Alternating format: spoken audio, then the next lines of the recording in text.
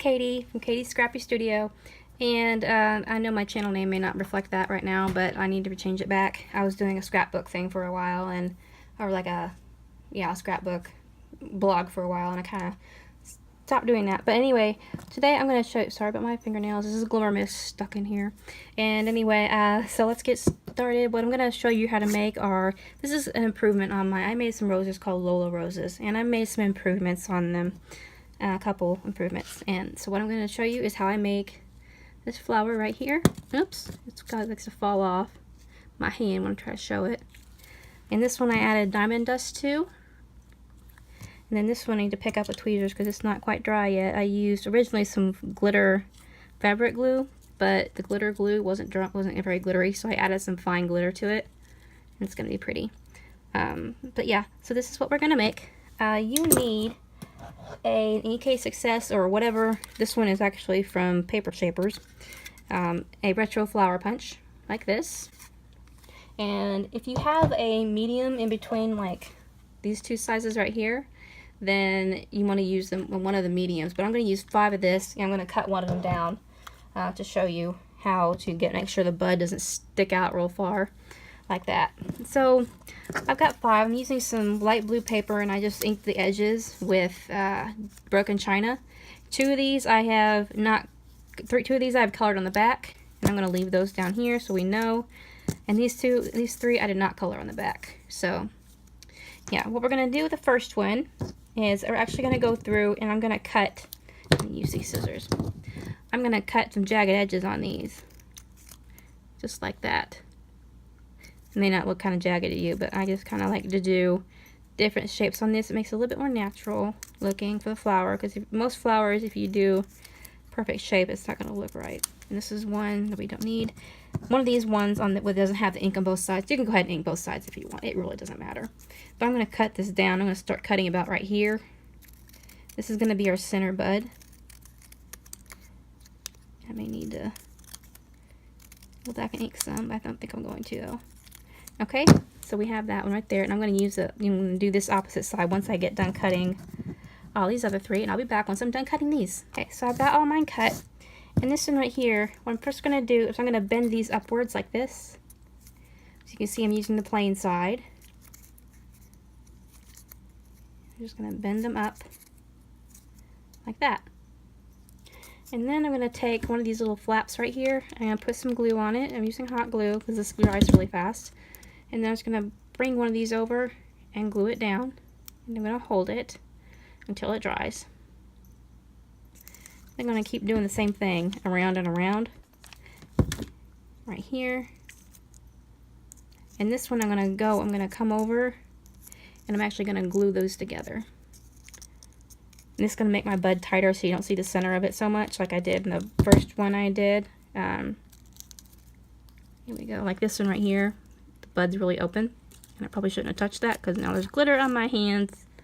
But yeah, you're just going to go around and going to put some glue on this whole one right there. And come around like that, holding it while it dries. And if this cuts out, it's because I ran out of memory on my phone. I can't wait to get a new phone with bigger memory, but that'll have to wait till after I graduate. Get some more money. I don't know why this doesn't like to focus. Okay, so then I'm going to press it down and make it flat on the bottom, just so it's not as doesn't wobble. And on the one of these, I did do a double color on. I'm going to go through and I'm just going to bend the petals like this. I'm taking a paper piercer, but you can use a thin paintbrush handle. And I'm going to leave you while I go ahead and finish curling all of these. So I've got mine curled. In this one that has both sides on it, I'm going to take the one with the curled side down, and I'm going to glue this in the middle. Sorry, I'm not in the center. And then I'm going to put a little bit of glue right at the very bottom. I'm going to pull this up like that and hold it while it dries. I'm going to go ahead and do this next one while that one dries. Okay, hold that one. And then come around and do this one. This is very similar to making a rosebud, like one of the little tiny rosebuds if you've ever made any of those.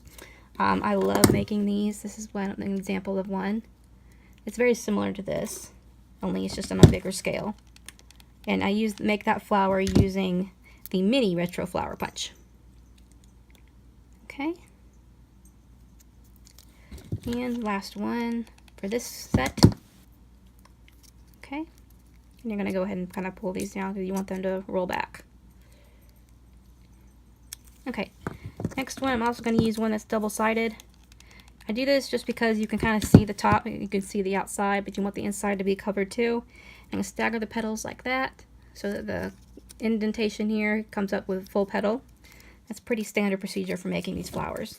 And this one is just like the last one that I did. I'm just going to go ahead and glue the bottom up.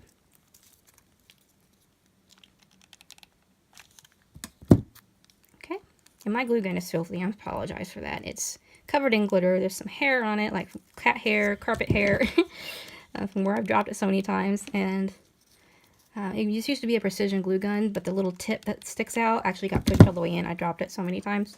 It still has the diameter of a precision tip, so it works, but yeah, I can't get into the super tiny spaces like it used to. Okay, and these are the ones that I didn't color on the back because you don't really need to. So simple as this, just put them on, stagger. If you want to, you can go ahead and glue these up.